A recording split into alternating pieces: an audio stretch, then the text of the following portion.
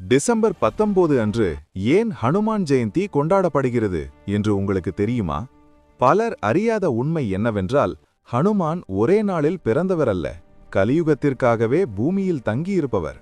மார்கழி மாத அமாவாசை நாளில் சூரிய உதயத்துடன் இணையும் அந்த பிரபஞ்ச சக்தி நேரத்தில் வாயுதேவனின் சக்தியால் அஞ்சனாதேவி ஹனுமானை பெற்றதாக புராணங்கள் கூறுகின்றன.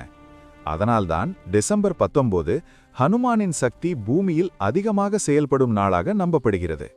இந்த நாளில் ஹனுமான் வழிபாடு செய்வது வெறும் பக்தி அல்ல, பயம், நோய், எதிர்மறை சக்திகள், சனிதோஷம் போன்றவை விலகும் என கூறப்படுகிறது.